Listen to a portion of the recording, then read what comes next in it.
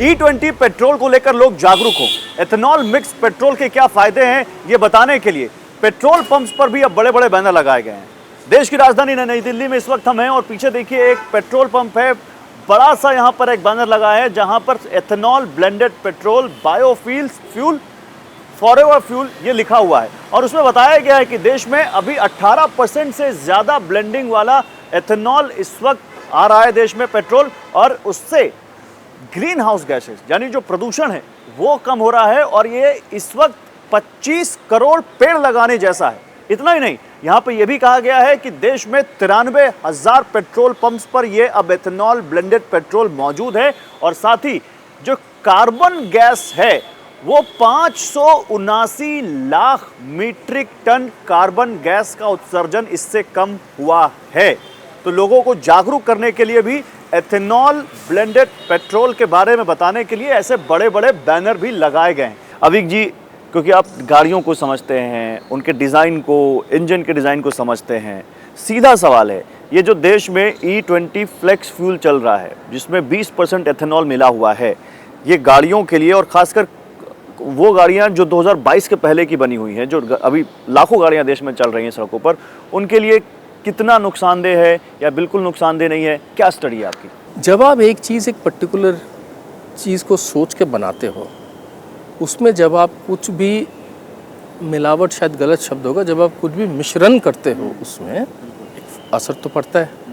ठीक है, तो मैं कहता हूँ कि ये इथेनॉल वाला जो फ्यूल है या इथेनॉल ब्लेंडेड जो फ्यूल है वो एक ट्रेडिशनल आइस इंजन के लिए ये डायबिटीज़ है। ठीक है, आज आपको समझ में नहीं आएगा लेकिन बाद में इसका असर होगा, धीरे धीरे इसका धीरे धीरे इसका असर पड़ेगा। ठीक है, अब आप ये मेरे को पूछ सकते हो कि मैं तो गाड़ी वैसे ही 5 साल बाद बेचने वाला हूँ, मुझे क्या फ़र्क पड़ेगा? आप कह रहे हो कि लॉन्ग टर्म असर पड़ेगा इंजन पे। मैं ये आपको सवाल फिर उल्टा करता हूँ कि आप तो अपनी गाड़ी 5 साल बाद बेच दोगे, वो गाड़ी कोई और ख़रीदेगा, उससे फिर कोई और ख़रीदेगा, और जब तक वो थर्ड पर्सन खरीदेगा या फिर सेकंड पर्सन के एंड ऑफ लाइफ ओनरशिप पे क्या असर होगा इंजन पे? ठीक है, क्या और इंजन पे असर होगा तो क्या असर होगा एफिशिएंसीज पे, क्या असर होगा पूरे व्हीकल के परफॉर्मेंस पे, और उसके बेसिस पे फिर व्हीकल का रीसेल वैल्यू क्या रह जाएगा।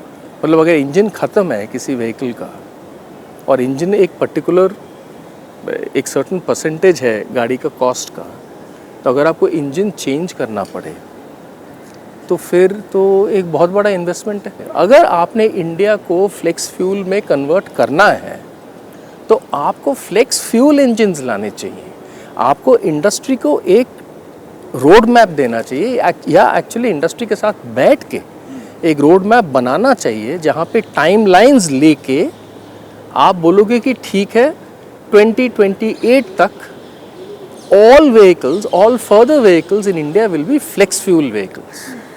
They will be E100. अब मैं आपको एक चीज़ दिखाता हूँ। ये जो आप बिल देख रहे हैं, ये देखिए, ये इंडियन ऑयल का बिल है, 17 जून का ये बिल है, ये आपके सामने है, और 17 जून 2025 का, और यहाँ पर फ्यूल जो लिखा हुआ है आपके सामने, ये जो फ्यूल है यहाँ लिखा हुआ है पेट्रोल। 17 जून का बिल है और इस पर लिखा हुआ है पेट्रोल, 17 जून 2025 का।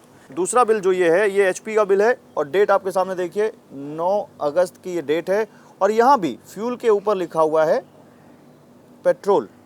ठीक है, ये BPCL का बिल है और ये डेट है 25 अगस्त 2025 की। आप देखिए यहाँ डेट लिखी हुई है 25 अगस्त 2025 की, और यहाँ जब प्रोडक्ट देखते हैं हम तो इस प्रोडक्ट के आगे लिखा हुआ है EBMS। इस EBMS को जब हम इंटरनेट पर सर्च करते हैं तो इसका मतलब आता है एथेनॉल ब्लेंडेड मोटर स्पिरिट।